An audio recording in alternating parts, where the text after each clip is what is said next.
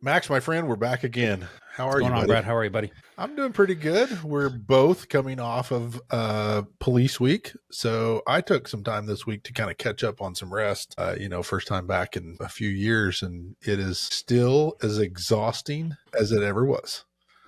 It's the longest, busiest week of the year. How about you? How you did you do It was some good. recoup Man, after? it was such a good week back there. I mean, like I said, it was crazy busy and different things, having a family back there but so good. Yeah, I got to come home. We came home on Saturday, so I had all day Sunday just to relax and then kind of catch up on things. So I saw a completely different side this year. All my years of service at Police Week has been under the Concerns Police Survivors side, support services. And, our shout out to Matt Garcia, who we had on the podcast already. He asked if I would be interested in helping him out. And I love Police Week. So I said yes and went up and served on the memorial side and I spent the large majority of my time at the wall. And I still, every time I go to the wall, I end up in these kind of really amazing conversations, but it was, multiplied by 10 this time because I spent so much time there. And I'm always fascinated to hear people's story. It's such a safe space when you go to the wall during Police Week that people are just unpacking their stories. And it was no different this time. It was just multiplied. And I met some people from the UK and their son killed. Met a guy from Delaware. His son had been killed. A spouse. Met a whole bunch of coworkers. It was it was a great week. Yeah, that's as soon as I get to DC, as soon as I land, we get to the hotel and check in, and then it's down to the wall. I mean, that's like the first thing I do every time when I get to DC, and I like to do it later in the day, in the evening when it's dark, just a little bit more. It's not a noisy place anyway, but anyway, maybe a few less people when it's dark, and just sit there. And like I said, you'll just start conversations with people, and it's before you know it, 2-3 hours has gone by. Yeah. Well, today's guests, I'm excited to have on. I was really trying to coordinate this to where it was coincided with Mother's Day. We missed it by a little bit, but it's still a mother-son story, and I'm really excited to bring this conversation to. It's a little bit different. It's not as heavy as some of our normal conversations, but no less very passionate. Is that fair? Yeah, you can see the passion in Stacey for what she's doing and the love that her son Zach has for firefighting and for the stuff that he and his mom are doing together. They're pretty good people. Well, I certainly won't steal their thunder from the actual conversation, but I think people will find this podcast very intriguing. And you and I actually were talking. I mean, it generated some ideas and some interest and ideas for us as well, right? Exactly. Absolutely. Yeah. Of just, wow, this you could go for so many different directions with and this is a mother whose son is in the firefighting industry, and then she's found a passion lane accordingly because of this. And I just think it's a neat opportunity to see a different side of our community. It was very good, lighthearted, good conversation. Of course. So, well, let's dive in it. Okay. Stacy Krantz, Zach Adolphi, welcome to the podcast, and listeners, have fun. We'll see you soon. Thanks for listening. Welcome to the No One Fights Alone podcast. This podcast is dedicated to mental wellness for first responders and beyond. Through powerful stories, personal experiences, and expert insights, we explore the challenges and triumphs of maintaining resilience in the face of adversity. Together, we remind you, no one fights alone. Hey, folks. We're back at the No One Fights Alone podcast. It's Max and I, and today I have guests on here that I absolutely am excited about hearing their story. It's Stacy Krantz with 5 Alarm Charm, and we're going to let her have the opportunity to talk about what that is, and her son, Zach Adolphi, who's a career fighter, young in his sport, but all the same, his endeavor to be a classy mustache wearing firefighter dude. Both of them are from Frederick, Maryland. Stacy and Zach, thank you so much for taking the time to come on the No One Fights Alone podcast. Welcome. Thank you. Thank you. To be here. Yeah, we're excited to have you guys. Yeah, for sure. We're super excited to have you guys. So Zach, before we kind of do into the 5-alarm charm and your mom, tell us a little bit about what you got going on. Where do you work? How long you've been doing what you're doing? Maybe even a little bit about your passion for what drove you into the service of being a firefighter or first responder. Tell us a little bit about you, Zach. So, from Frederick, Maryland. So I originally started my career as volunteering. So I volunteered in Frederick County, joined in 2018. Our high school had a program that allowed you to do an internship. So I, instead of just doing like a regular job outside of high school, I decided to join the fire department, get as many classes under my belt, and learn as much as I possibly could. And then in 2023, I put applications in everywhere, got hired in Loudoun County, Virginia, and went through the academy there and went out, did my rookie book. I'm stationed in Lovettsville at Station 12 in Loudoun County on the 2nd Battalion. But yeah, so I joined up there, and I felt more drawn to helping people. So I didn't really see any other job that would really fit that for me.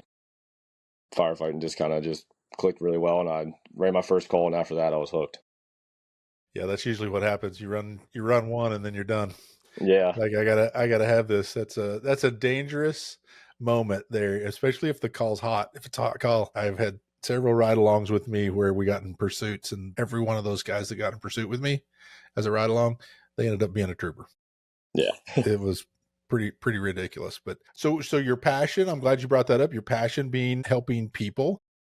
Where does that come from? Like where does the, this heart of helping and heart of giving back to the community, what's the origin of that?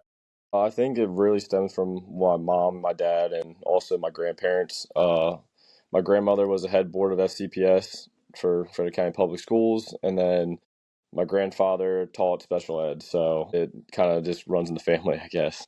Really? So it's a life of a family life of service then, in a lot of ways.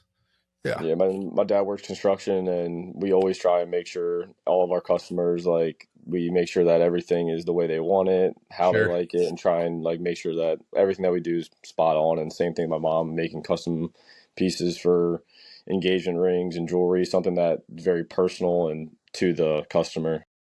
Well, that's a great segue, Zach.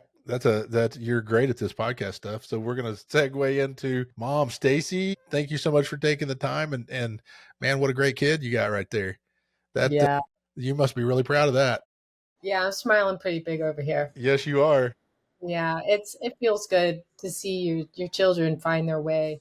I remember the moment Zach came to me in high school and said, I want to be a fireman. Look, it's making me get choked up. That's okay. It's appropriate.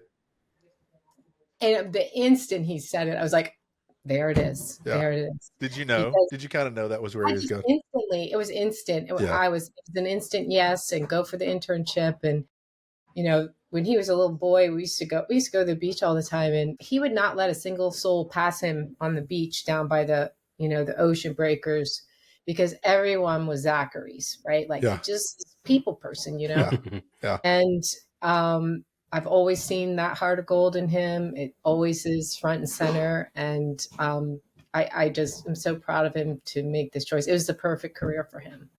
So I'm really proud. I love that. And you certainly are a proud mama. Well, let's turn the conversation a little bit to you. Now, something has stirred up a passion in you, but before we kind of get down that road, give us a little bit of who you are, what you do. As we intro, you're a 26-year plus jewelry designer. Tell us a little bit more about that. Who you are, how you found your passion. Well, service above self is like in our DNA. Our parents were teachers, and my parents, and I wanted to be a social worker. So I actually have a 3/4 of a master's degree in social work. That was my career, right? Yeah. I ended up serving in the Peace Corps in Africa. And when I was there, I really witnessed the women were very entrepreneurial in my village. And I don't think I knew it then, but sort of planted an entrepreneur. Really? Yeah. So when I got home, I was always a hobby maker. We were raised we learned how to garden and sew and make things. And my parents were teachers, so we had to make do, right? Mm-hmm. I always felt like I could make something better than I could buy it. And that led into a hobby of jewelry making that when I was in grad school, I started selling my jewelry at a market in DC instead of being a waitress because I was sick of doing that, but I had to make some money. And I loved it so much that I quit grad school and took that path to entrepreneurship in art and design. And that was 26 years ago. And I'm a goldsmith. I'm a gem setter. I'm a designer. And now I have a beautiful business here in Frederick. I've got 10 employees. And wow. Really, when Zach graduated from school, I wanted him to have a really awesome Maltese cross as a gift. I wanted to surprise him. And so I made one that was custom with his station and everything. And it was just really joy to make. I made it really super cool and big, and it had like letters and everything on the back. And I gave it to him as a gift. And that's really like how it started. We weren't thinking about having a business or anything. And then we realized people really loved them. And then I realized what was in the marketplace. And, I want first responders to be honored for the incredible givers that they are. They deserve to have quality and something. Jewelry is so, personal. It represents our stories. And I really wanted, to combine that. So Zach, I noticed these firemen, they all had these side hustles. Yeah. Right. Yeah. And that's like, because they only work like 5 days a month. Yeah, so they got to have, something else to do. So I was like, hey, we were just talking about it 6 months in or so. And so then I just started designing, I started watching and listening and started to come up with some ideas. Now we have, so that's how it started. Sure. Well, I find, and I would love to hear more about some of the stories behind some of those, because I feel like speaking with that there are some hidden treasure stories behind some of these. Yeah. But Zach, I want to kind of turn it back to you just for a second. This cross, did you know that Mom was making this for you, or was this a surprise? No, it was a surprise. Okay, tell us a little bit about. What did it? When you first saw it, obviously, your mom's a really great, jewelist. Is that the right word? A jeweler. Yeah. Jeweler. Sorry. And when she presented this to you, walk us through that a little bit. Like what it looked like, describe it. What was the emotion behind it? Oh, there it is. Yeah. It's just gold Maltese cross with my county on top, and then my recruit class number. And then on the back, I'm not sure if you're able to see it, but it's got my initials and then the date I graduated. Definitely some big things on there that really I hold close to me. Especially having a first career job in fire department. Sure. Definitely was a big goal for me for a couple of years. Was it? Do you wear that all the time? Do you wear it at work? Yeah, I don't take it off. I love that. So what was some of your thoughts when you opened up and saw it the first time? I was really surprised, to be honest with you. I wasn't expecting it at all. I didn't know what I was opening. I thought she got me a new chain for my cross that she made me. So I thought, because I blow through chains, so I figured it was like a new chain that she got me. But no, when it was the Maltese cross, I was really really happy, because it looks completely different compared to a lot of the other ones. A lot of ones I've seen they seem to be stamped out, and they're very thin, and this one's got a lot of weight to it. It's big, it's broad, and it really catches your eye. That's a one of a kind. Nobody's got that one, just you. Yeah. Right? Isn't that special? Doesn't that make it really unique that this is just yours? Yeah, that's definitely one of the bigger things too. It's personalized to me. And that's one of the big things. What we like doing is personalizing it to whoever's gonna have it. Sure. Stacey, as your kind of, there's obviously had to have been some great satisfaction in making this. Yeah. And taking your time. Obviously these aren't cookie cutter. These are hand carved, handcrafted, and you took your time. I'm sure love and prayers of safety and safeguarding probably went into this as you were handcrafting this. But this spawned clearly a growth of or people seeking out, hey, I want something similar or like, and it has opened up, I dare say, floodgates of some people saying, is that the right term? Yeah, we hope, but Sure. We just get started. Yeah. Well, these, and I've got your Facebook site pulled up, and I'm sitting here looking at one, and it's absolutely stunning. But as you're having people call, tell us a little bit about that, about some of the whys people are asking for this and that. And I mean, these, as you described earlier, what people adorn themselves with is very, very personal, very, very intimate. Some of them even tell stories. So if you don't mind, do you have maybe one or two that you would like to tell that are special about that? Yeah, there's a couple that come to mind that were really, I think, super cool. Each one is beautiful because it's a person in there, and we have a lot of different offerings, different types of designs that are within the genre of firefighting or EMS. We even have them for the dispatchers. Sure. The two that come to mind, I think, are worth telling was when we were down in North Carolina, we did one of the conventions and we met one of the head fire investigators. And we did a special one for him holding his hands holding a camera that had like all of his symbol and everything on the back of it. So it's like just for him, like, because he uses one of those 35 millimeter cameras with the lens. Yeah. It turned out really cool.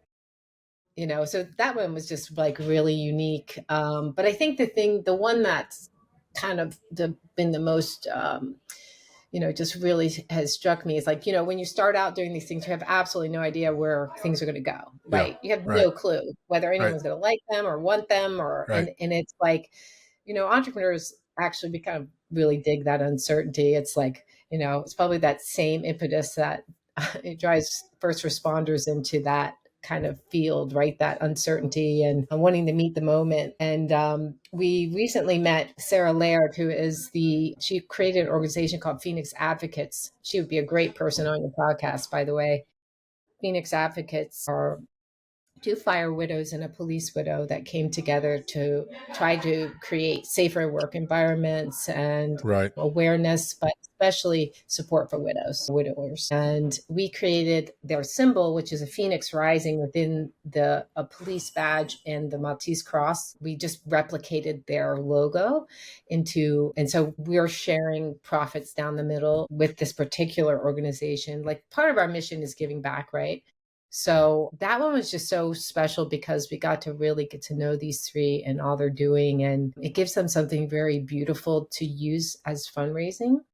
But more than that, I've been hand engraving on the back, the names, the numbers on the back of these particular ones. And, when I'm putting their names on there, it's just really emotional. It's just, sure, jewelry is always powerful and meaningful, but like the ones for Phoenix Advocates have felt extra special, knowing that they're going to represent people that have perished in the line of duty is just amazing. I'm looking at that one right now. That's beautiful. Yeah, those are cool. I was looking. I haven't found that one. I was actually looking as we spoke to try to find that one, but I'm looking at the. It's on our Facebook if you scroll a little bit. Yeah. I'm on the Facebook. The fire helmet just grabs my eye every time I see it because I've been on here several times looking at some of your stuff. But the fact that people are giving you that trust to say, hey, this is a piece of my heart, because Max and I know very well Max and I know very well working in this field that people's hurt and pain is very precious to them. Maybe that's not a correct term, but that would be the term I use in this moment. It's very precious to them. So giving that to you and saying, hey, will you do something for us in this? Wow, that's really special. That's really, truly a neat privilege and opportunity. It's a privilege. Yeah. Well, this is such great work. It's such a neat and such a great story, and supporting the first responder community. Do you do any veteran work in that? Have you had any opportunities? Say that again. They're coming. Oh yeah, They're coming. Yeah. we've been going down the road. I just recently started working on police ones. We have a lot of EMS and nurse, and then Zach and I have been working together. Police badges are a little more involved. Like they're very different. Each one of them are very different. A lot of them have really minutiae detail. So, but then military is like, I mean, I'm open to whatever. I enjoy looking for the patterns and looking for the symbols. Like when I was designing these, I started to actually research a little bit on eBay, and I started to find all these old school pins and buttons and different things, and I pulled some of the vintage looking ones from that, and I'll keep doing that, um but the thing that's important is just that they're beautiful. Design matters, Sure. quality matters, and so we feel that they just deserve to have the best. What was this? What you made for Zach? Was this something new, or did you already kind of have this model of doing the fire industry's badge, No, crest, that cross? was just for him as a gift. I mean, and I Yeah. followed the traditional Maltese cross, Right. the Right. helmet, just honor the symbol. I just wanted to have his detail in there. And I wanted it to be, I mean, look at Zach's mustache, it has to be like, Sure. cool. Yes. Cool mustache. I'm anxious to Yeah. see that in Absolutely. another year. I'm little baby firefighter mustache get going on there. Stacy, one of the things that I think I'd be curious about is if there's anything unique that you've experienced since you've transitioned into this kind of new phase or different side of being a designer and jeweler. I mean, what is there any kind of aha moments or really impactful things that have happened or you've experienced in going down this different path? I mean, I think to me, it's really been around the community, who these folks are. I mean, firemen could be it's either they're really stoic, and quiet, or they're like big, huge personalities. There doesn't seem to be any. And, Zach is the first fireman in our family. So just getting to know the culture in the community has been really fun for me because it's totally different than my typical client. Right. And, to me, I think about, as a social worker, I always have thought to myself as police and fire as social workers, I mean, they're first line in Right. people's worst moment, right? The most crisis. And, and I feel like they're a certain type, they're part of society that's there to serve. And, and you just get this personality that comes along with that, right? And it's been, to me, just absolutely humbling to see the depths of you get them going, talking at the shows and hearing about their stories. They're just amazing people, and they love what they do and their characters. And it's just been such a joy. And then just being able to do something with my son like that, to show him what the entrepreneurial spirit's all about. Sure. And meet that. It's really been a real joy. As always, all good things are usually a surprise like that, right? Like you don't know what it's going to be. So I've really enjoyed, but just serving, just honoring them and their courage and their willingness. And, it's amazing. Do you worry about him? Yeah, I totally do. Like since he was born, really. And he's been moving fast and dumb question. Since he was born. And, but I couldn't imagine him do anything else. And, I always feel like just that 6 month in recruit school, I was like, wow, he just grew up 10 years in 6 months. Like he is like, just got it going on with the order and the, and just the maturity. And I just feel like I don't have to worry about him in that way. And then, fate takes its course. I mean, there's nothing you can do. You would not, that's an interesting statement. You would not be the first person that said that about going into recruit school or academy or their training, that you send them in the timid family member they are, and they come out a bold first responder, a bold cop, deputy trooper, firefighter, paramedic. I mean, and they come out very confident, very, holding themselves in a much different fashion, and shoulders back, head up, very, model, and it shows inward and outward. Is that fair? That's what you experienced as well? Yeah, for sure. And then, for him to save money to buy a house or move to his next steps, he's been staying with us still because, he just came out of high school a couple years ago. Yeah. And so, I get up really early in the morning, and, I'm hearing what his shift has been like, and he's, what he's been experiencing. And that has been really eye-opening. And, I'm just, I'm really proud of who he is. I love that he is always willing to give that eye contact and be so empathetic because Sure. he's a natural. Zach, how about you? Let's turn it to you a little bit and talk a little bit about your career. And I think one of the let's go back to the academy. I mean, do you feel that way? Did you went in a certain person and came out a different person? I definitely felt so. In recruit school, you're held to a standard, all one standard, and that's what I had to meet. Yeah. It was either I met the standard and I got through recruit school, or I didn't meet it, and then, you're gone. So I was like, I'm not doing this again. Yeah. I'm only doing this once. I don't want to do the academy again. I'm going to do it once and do it right the first time. Definitely, because I do have learning disabilities, which was another thing that I felt helped me in the academy, was that I forced myself to learn a different way if I couldn't figure it out another way. So always trying to find a solution to the problem on stuff like that. So wow, what a great testament to endurance and overcoming. Yeah, definitely. It definitely changed me a good bit in a good way. Yeah.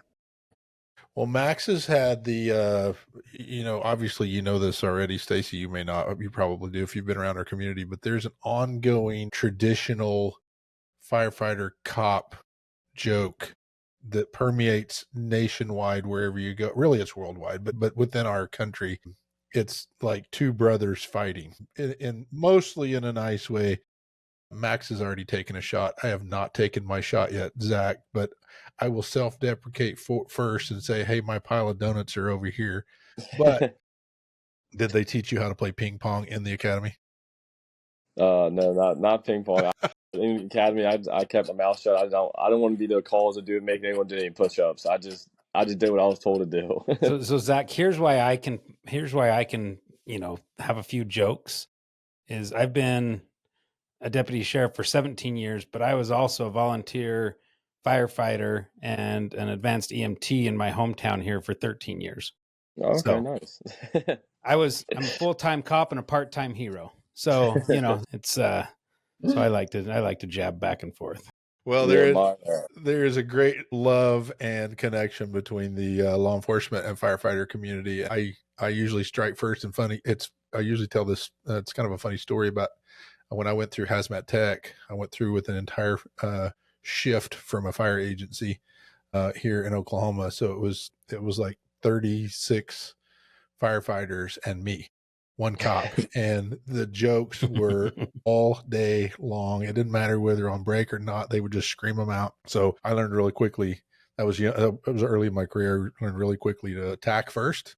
So I'm never at a loss for a good firefighter joke, as most firefighters aren't for cops jokes as well. So my best friend just graduated from Montgomery County Police, so it's ongoing every single day. Every day, right? It's every day, and it will be that. And it's almost a comfort too, because of you're always call up the cop friend and throw a few jokes out there and hang up on him real quick, and that I had a fire chief that I used to do that too, and just I don't want to hear you back. I'm just going to hang up on you, and there you go. But it's always a great opportunity to connect within our communities, because we work so closely together. We have very similar, if not same mindsets and focus. We just have different duties. But that's actually wonderful. If I get us back to a kind of a more serious note, your firefighter career, you've been doing it, a couple of years now. Are there things that you had any aha moments, like, wow, I didn't see that coming, or that one was harder than I imagined, or maybe easier than I thought it was going to be, to, these pivotal moments of or calls of sorts that are get kind of messy. Anything like that? Any just like. Yeah, there was one when I was volunteering where we responded to like a motorcycle accident, and halfway through the scene, while we were securing our patient, another motorcycle came through and hit our rescue engine. So that one was a little messy. Yeah, She didn't like that one at all. I didn't tell her. Yeah, yeah. Didn't want her to know about it, but my best friend's mom is also volunteers at the station I'm at, so she immediately called, and it was just well, we got to put the clamps down on her. Yeah. And then going into the career side and seeing like the really diving deep into like how we operate, Sure. is definitely very eye opening. Right. And especially the use of the reeve sleeves. Yeah. Carrying our patients is a lot. You can think someone's very light, and then you pick them up, and they're not. Yeah. So. Well, that's great. I'm really happy that you're enjoying your career, and I certainly wish you all the best. A safe, long, happy career in firefighterville, and we need more people out here serving both in all of our respective communities. But Stacey, I kind of want to, as we kind of get close to wrapping up here a little bit. I just, again, as I'm looking at these, it just becomes really, again, there seems to elicit these, as I look at these, it seems to elicit a lot of emotion. And I'm not saying I'm going to start crying here, but these are really, really precious and some of them individualized too. And I just think, wow, there's a lot of care. And probably a lot of great stories behind the why. And you've obviously already talked about, a couple of the most precious ones. But how do you make these without really just not being, or maybe it's a piece of you that goes into the making of these? I mean, I think that's the beauty of design is its pattern recognition, like you're seeing the history and the symbols of and then design works best when you have less options. So it's like kind of like being in a box. Yeah. So I know these are the symbols, but how can we make it just unique? Like, I don't know if you see the Celtic knot one. That's the most recent one. I'm really excited about that one. There's a lot of Irish folk in the service, and it's the walking down the road and listening and watching that gives you the cues as to what, we didn't realize just how much the wives, the mothers, the children want the symbols, right? So like I have on for me, the one with the heart inside. This is probably our most popular selling charm with In My Heart it's called. And it's, the career impacts the family, and, the whole family's in it. It seems to me, there's the worry and there's the fear. And, I think that's been a surprise and interesting angle has been, symbols and charms for those that love their first responder. And then, of course, the guys, they're going to want their different styles and the symbols. So like, to me, a good designer is watching and looking for what are the symbols and what is the patterns and how can I take what's there, what's available and make it enough. You can't go too far out of the bounds. So it gets kooky. And so you want to like, how can we just twist it and make it just, because it's traditional, these symbols. But really, that's how it's, come about. So you've talked a little bit, and I'm going to jump over to the law enforcement side for a second. As I look through a bunch of these things, so I work heavily with families and coworkers of people that have been killed in the line of duty. Right. And as I look at these things, I can't help but think like how cool it would be, and that's kind of maybe a two-part question, but how cool it would be to have some things to give. We just had a sergeant that was killed in our area. Well, last year we just honored him last week in Washington, D.C. at National Police Week. But I mean, I like a necklace, but I mean, I know the ladies really like necklaces and stuff. And I'm thinking something like a badge with maybe something personalized on the backside. And so, I mean, are you, for my own personal knowledge and our listeners, are you doing stuff? I mean, are you okay to do just a one of a kind for people? I mean, if we were to order one, or somebody wanted one, to honor their husband or brother or whatever, how does that work? And are you up for doing stuff like that? Absolutely. I mean, that's what I do every day here, in my store for my clients. So we have our systems all set up and ready for that. And there's a place on the website where you can just put your name in to do a consult. And, I can talk to anybody about what they want to do. That's no charge for that. But if they want to customize something, there's an additional fee for that because it's made one-off, right? So there is a little cost related, but it can be anything then, right? So, people can get very specific about, exactly fitting all the words in and their script. And do we want it to be hand done? Do we want it laser engraved? Do we want it to be in the CAD file itself? And so absolutely, in today's technology, we can really customize really quickly. And we can show renderings beforehand. We can even create little resin models of the design to approve so that we're 100% sure it's just what you want. Because you got to get all those letters and numbers right. Right. We know, check 3 or 4 times before you make. Yeah, that's the beauty of it today.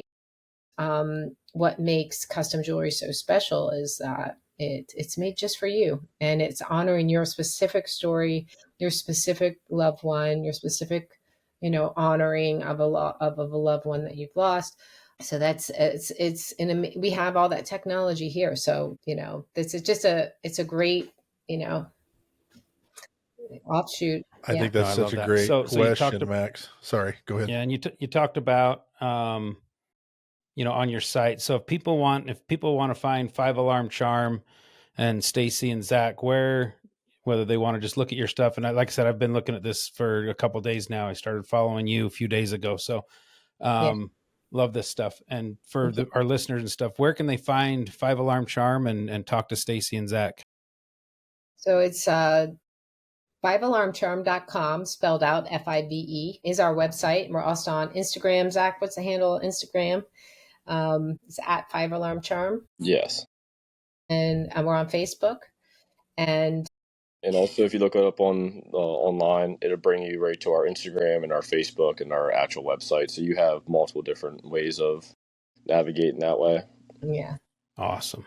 And we've been out doing the firemen conferences this year.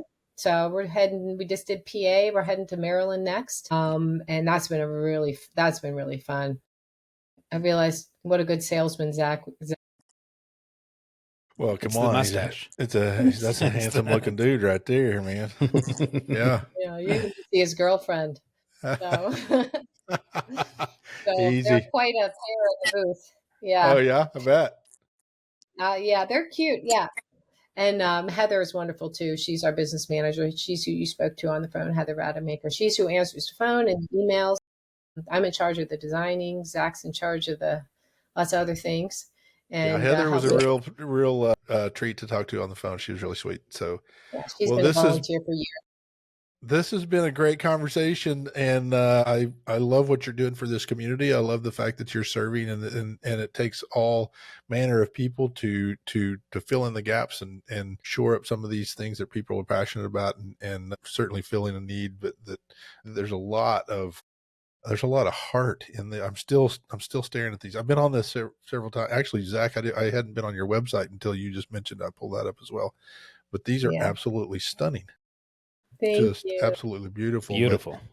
But thank you so much for coming on the podcast and sharing with us your passion. And I know the listeners are going to be fascinated as well if this is something that they would be interested in. Zach, thanks for taking the time, man. And buddy, get out there and be safe. Go save some lives. Yeah, good luck in your career. Thank you. Stacy, thank you so much. Appreciate you. You guys be safe. We'll talk soon.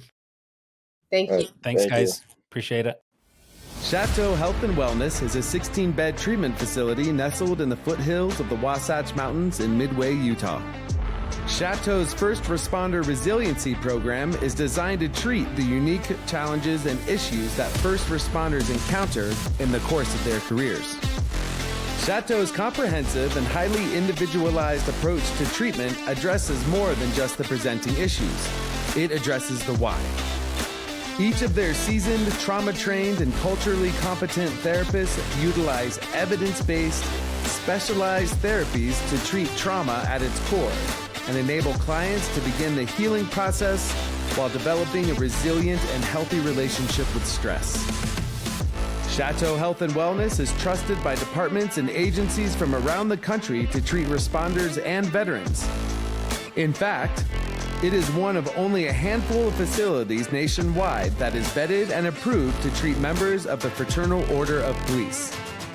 For more information or to speak to a representative, go to chateaurecovery.com or call 888-507-5031.